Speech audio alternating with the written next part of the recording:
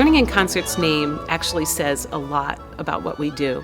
The words in concert actually have two meanings. The first meaning, learning in concert, learning in the concert hall with a performance by the New Bedford Symphony Orchestra. But the words in concert also have another meaning, in concert, joining together, learning by making connections. Good morning. Good morning. My name is Terry and we're from the New Bedford Symphony Orchestra, and I want to welcome you to this program, Adaptations in Motion, Animal and Musical. Now, we all know that animals move. Animals have motion. So let's compare motion in animals and motion in music. Let's see. Animals can move fast and slow. Music can move fast and slow. It's really great to come into these schools and get to play, up front and close to these kids and meet them on their level and play for them what they're learning in the classroom. Sort of mix some sort of school lesson, in this case that happens to be about the Devonian period and fossils and animals and motion and music, and we connect those two things, how animals move with how music moves. We can play great music that the New Bedford Symphony performs, and we interact with them in a great way. In our program, we followed an evolutionary timeline. We went back in time to the Devonian period and analyzed the undulating swimming motion of a Devonian fish.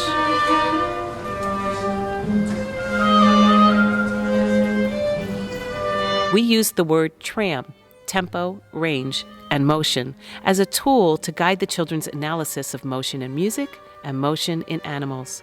We graphed the swimming and gliding motion on our tram board and then played classical music that moved in that same swimming motion.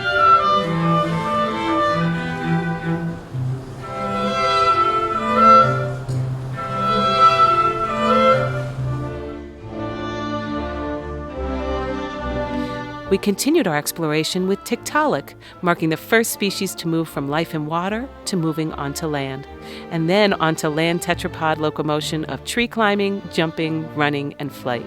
Throughout the assembly, children graphed and composed melodies that moved like various forms of tetrapod locomotion, and then heard their melodies performed by our musicians.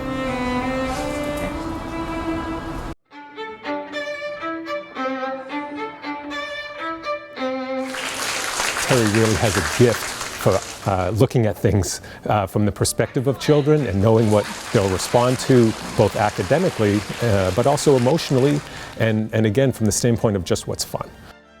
To truly connect classical music to children, or an orchestra to children's lives, we need to move beyond the one-and-done concert or assembly. The idea that children come to a concert once a year and it ends right there. With that in mind, we structured Learning in Concert to go across an entire school year with multiple encounters with our students. And she goes back into the classroom, and so they have another interaction with us, another experience focused around the program. In the classroom, we explored some Devonian fossils, and I gave each class 3 musical ideas that moved like a Devonian fish swimming and gliding in water. Swim up and glide.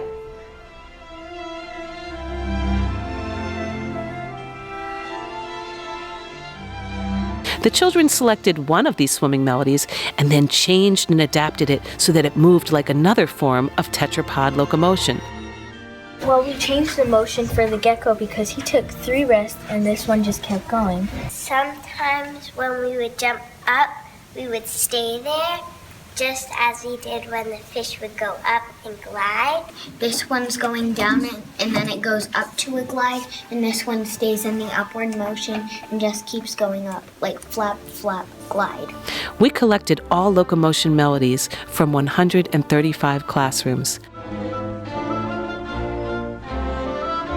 Then I took those melodies and wove them into a piece that we call adaptations. It's really fascinating to see, first of all, the creative output of the children, just really, really distinctive and very interesting.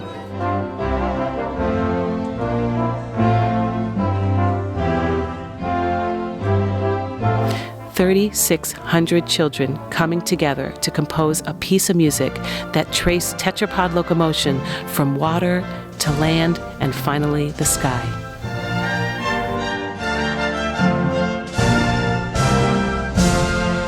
a key part of our organizational culture is collaboration and partnership. So frankly, we try to make sure we don't do anything unless it's a partnership or a collaboration, because that approach really strengthens what we can do, and it strengthens what other organizations can do, and it's the community that benefits.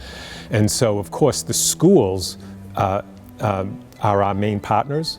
And you might think that that's a no-brainer, but actually you can do education programs without thinking of the school as a partner. Instead, you just think of the school as a venue. It's a place you go to for 45 minutes, and it's a great experience for the kids, but then it's gone. We don't take that approach. We talk to the teachers and the principals ahead of time so they know what's going on. Then it's just a force multiplier. And again, it's the kids that benefit. This year, we collaborated with the Buttonwood Park Zoo. Well, I think it opens the zoo up to all kinds of collaborations and partnerships that we never even thought of before, and we get to do really fun stuff with art and music that we don't always think about.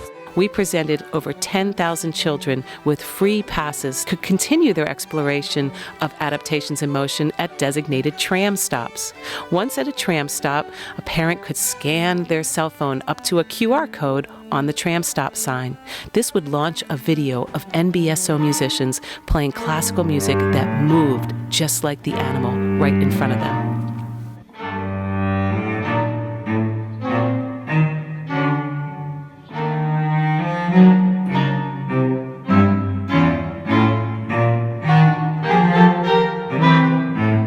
And so if you take a symphony's education program and if you take a zoo's education program that are both really top-notch, and you start collaborating and brainstorming and thinking, what can we do together?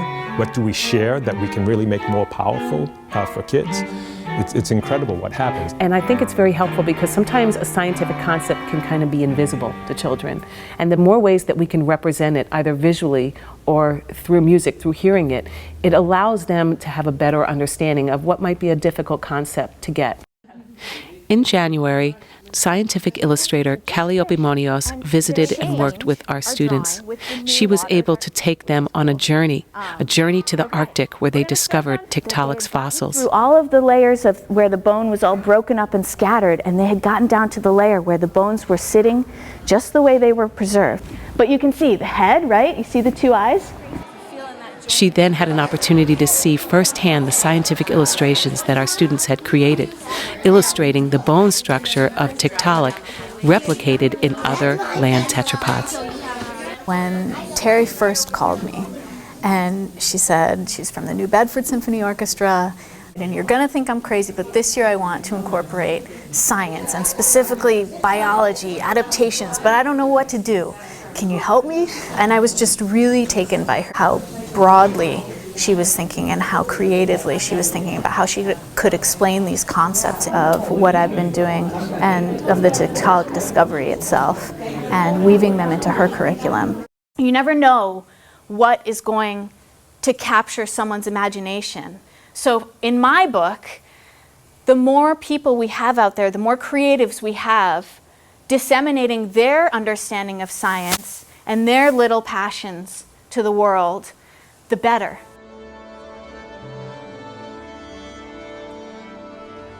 Well, we are finally here at the Young People's Concert at the Zeiterion Theater in New Bedford. We are performing this morning for over 1,200 local school children who are pretty excited. Not much of a classical concert. It sounds like a basketball rally in here right now.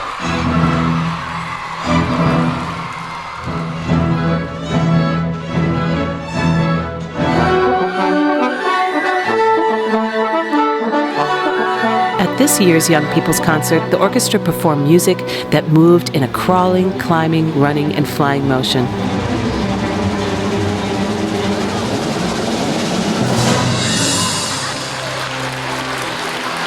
Before each piece was performed, we listened to children describe how they had changed and adapted their swimming melodies to move in a different way.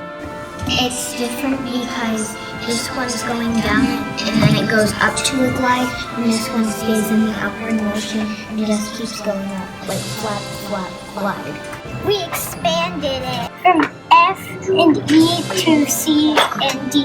S and Panda went fast up the tree. Same by going up and down and up and down, and by going by steps up and down. By the time our students arrive here at the Zeiterion and are sitting here in the seats ready for the Young People's Concert, they're already experts. We've had the program in their schools. We've visited them in their classrooms. They've worked with the material. They've made their own creations. And here, when they come to the theater, they're here to celebrate the work they've done with our orchestra all year long. Now we're here for the greatest achievement of all, the world premiere performance of Adaptations in Motion, composed by all of you. The real highlight of the concert was the premiere of Adaptations in Motion, composed by 3,600 children.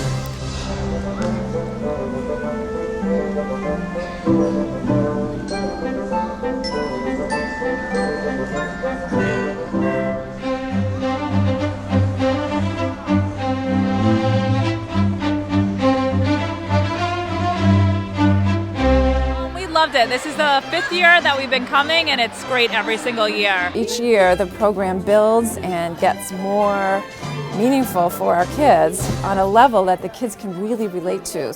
Terry does a wonderful job of connecting with the school over and over and over again. So instead of just being a one-time concert where you hope the children get the gist of some musical element, Terry has actually visited with us a number of times and connected with me a number of times so I could connect with the children even more.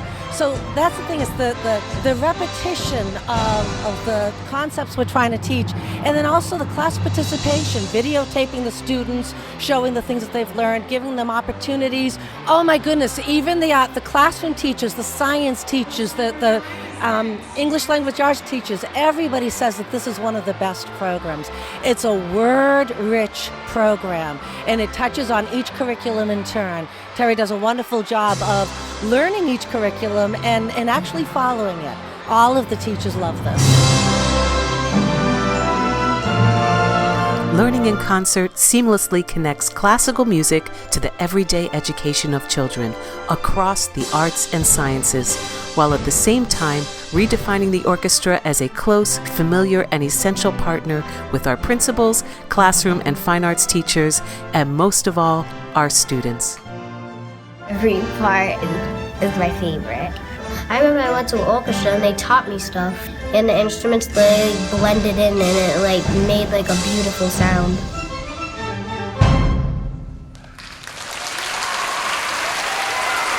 Learning in Concert, building multiple pathways to learning and understanding through classical music.